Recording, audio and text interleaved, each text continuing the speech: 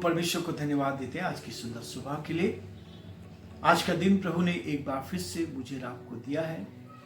आज दिसंबर की 19 तारीख है और ये हमारे लिए आनंद की खुशी की बात है कि एक एक दिन परमेश्वर हमें देता जाता है ताकि हम प्रभु की महिमा करें और हम बड़े दिन के निकट पहुंचते जा रहे हैं। इस आनंद में, इस खुशी में शामिल होने के लिए आगे बढ़ते जा रहे हैं। ये हमारे लिए आनंद की बात। प्रियो, मैं आज के दिन में आप सभी का स्वागत और वेलकम करता हूं। इस डिवोशन में आप हमारे साथ हैं।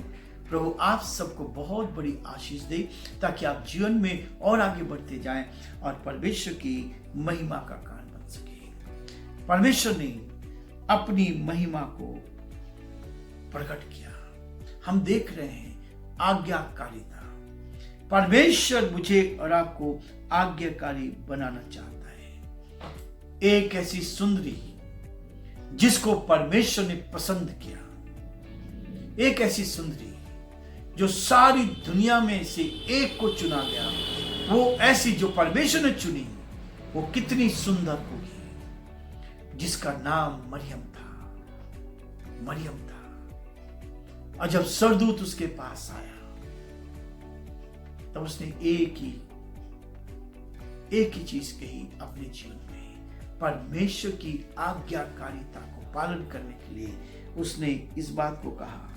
लूका उसका 1 अध्याय उसके 38 पद में लिखा है, देख मैं प्रभु की दासी हूं, मुझे तेरे वचन के अनुसार हो। तब सरदूत उसके पास से चला गया। वास्तव में प्रियो, परमेश्वर का वचन आज्ञाकारिता के लिए हमें प्रेरित करना चाहता है। मरियम को जब सरदूत ने दर्शन दिया तब उसने कहा, देख मैं तेरी दासी हूं, तेरे वचन के अनुसार हो। प्रियो, यही है हमारी आज्ञाकारिता। जब हम परमेश्वर की आज्ञा का पालन करते हैं तब परमेश्वर हमें ब्लेस करता है, आशीष देता है, और न केवल आशीष देता है कि हम आगे बढ़े। हम प्रार्थना करेंगे। धन्यवाद, स्तुति के योग्य हमारे सामर्थ्य परमेश्वर, हमारा हृदय आपके प्रति धन्यवाद से भरा है। प्रभु, आज का सुंदर दिन आपने एक बार फिर से दिया है कि हम आपके पवित्र चरणों में आकर आपकी महिमा करें। हम कमजोरों को, निर्बलों को प्रभु अपने लिए, अपनी महिमा के लिए आप इस्तेमाल करते हैं ताकि हम आपकी महिमा का बन सके। जो वचन आपने में दिया उस वचन को लेकर प्रभु हम एक दूसरे को प्रोत्साहित कर सके।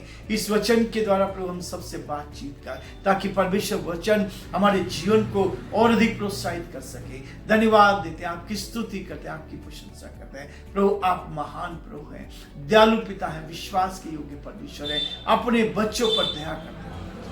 हम धन्यवाद देते हैं प्रभु आपके इस वचन के लिए जो आपने हमें दिया है, ताकि हम आपके नाम को धन्य कहते चले जाएं और हर बात में प्रभु आपको धन्यवाद दे सके। प्रार्थना विनती करते हैं प्रभु, जो भाई लोग, हमारे भाई बहन प्रभु परेशानी में, कठिनाई में है, बीमारी में, तकलीफ में, हॉस्पिटल में, प्रभु हम उन सब के लिए प्रार्थना करते हैं। आप उनको छू ले, चंगाई दे, आपका दया का हाथ उन पर बना रहे, आपकी करुणा उन पर बनी रहे, ताकि वो पूरी तरह स्वस्थ रहकर आपकी महिमा कर सके।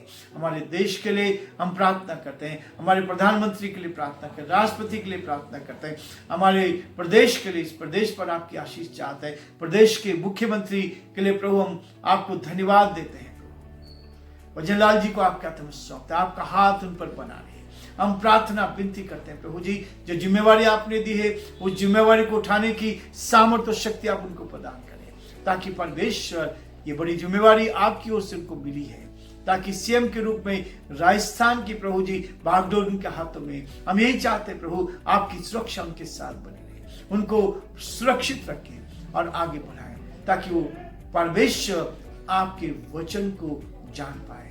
हमारी प्रार्थना विनती प्रभु आपकी सुरक्षा हर कदम पर साथ बनी रहे। बड़े आदर के साथ हमारे सारे भाई बहनों को आपके हाथों में सौंपते हैं। हर एक की रक्षा कर, मदद कर, ताकि हर जन आप में सुरक्षित रहकर आपकी महिमा करे और जो आपकी योजना उसको पूरा करें। सारी महिमा हम आपको देते हुए इस विनती को अपने प्रभु अपने धार करता यीशु मसीह के नाम से मांगते हैं, आमीन। प्रियो, जो वचन हमने पढ़ा था दूसरा कुरिन्थियों का पहला अध्याय और उसके 8 पद से हमने शुरू किया था। आज हम 9 पद को देखेंगे। परमेश्वर का वचन कहता है कि पौलुस इस बात को कह रहा है कि जब वो इतने बड़े संकट में पड़े, जहां वो अपने प्राण को खो बैठते थे, लेकिन 9 पद कहता है, वरन हमने अपने मन में समझ लिया था कि हम पर मृत्यु की आज्ञा हो चुकी है।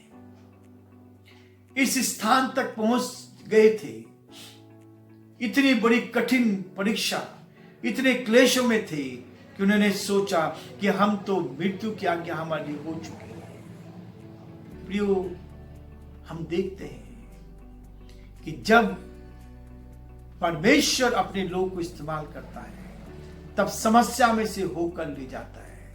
और समस्या का मतलब होता है परीक्षा। जब आप परीक्षा में जाते हैं, तब परमेश्वर आपको आशीष देता है। इसलिए प्रियो, हमें ध्यान आता है इस वचन को, जब दानियल को ये खबर मिली कि उसके लिए फांसी की सजा दी गई है और उस पत्र पर हस्ताक्षर किए गए हैं जो राजा की ओर से निकल चुका था। राजा दानियल को प्यार करता था, लेकिन प्रियो, उसके बावजूद भी राजा उसको बचा नहीं पाया। इस बात को दर्शाया कि संसार की पावर है जो हमें बचा नहीं सकती, लेकिन प्रियो, ईश्वरीय पावर हमें बचा सकती है। राजा चाह रहा था कि दानियल बचाया जाए, लेकिन उसने हस्ताक्षर कर दिए थे, इसलिए वो कुछ नहीं कर सकता था। रात भर बेचैन रहा, रात भर परेशान रहा, लेकिन परमेश्वर का धन्यवाद करते हैं, दानियल को सिंहों की मान में डाल दिया गया, समस्याओं में से डाल दिया गया। जैसे यहां पौलुस कहता है, वरन हमने अपने मन में समझ लिया था कि हम पर मृत्यु की आज्ञा हो चुकी है, ताकि हम अपना भरोसा न रखें, वरन परमेश्वर पर जो मरे हुओं को जिलाता है। परमेश्वर पर भरोसा रखें।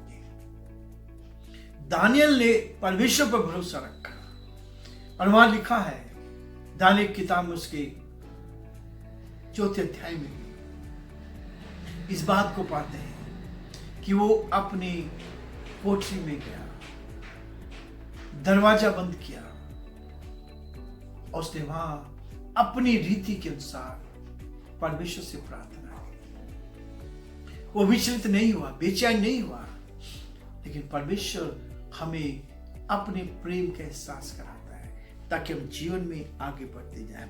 वो कहता है 9 पद में, और हमने अपने मन में समझ लिया था कि हम पर मृत्यु की आज्ञा हो चुकी है, ताकि हम अपना भरोसा न रखें, पर परमेश्वर का जो मरे हुए में से जिलाता है उस पर। परमेश्वर हमें ऐसी कंडीशन में ले जाता है ताकि हम उस पर भरोसा करें, ताकि वो हमें जीवन दे और हम उसके जीवन में आगे बढ़ते जाएं। और इस जीवन को लेकर परमेश्वर ने उनको बचाया, परमेश्वर ने पौलुस को बचाया, उनके साथियों को बचाया। और इस बात के लिए कहता है, जब परमेश्वर हमारी सहायता करता है, और इसने कहा परमेश्वर के वचन पर भरोसा किया, और उसने कहा, मरियम ने भी परमेश्वर के वचन पर भरोसा किया, और उसने कहा, मुझे तेरे वचन के अनुसार हो। पवित्र शास्त्र का जो ज्ञान उसमें था वह आश्चर्यचकित करने वाला था।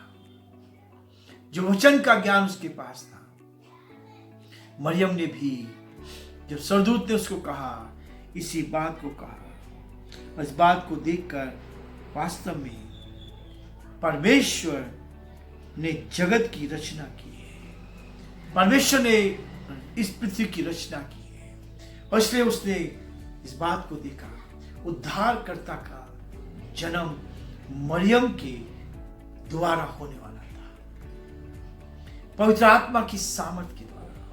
और प्रियो, यही चीज थी पौलुस के जीवन में भी और उनके साथियों के जीवन में भी। बड़ा संकट उनके ऊपर आ गया था, इसलिए प्रियो, परमेश्वर बचाने वाला परमेश्वर है।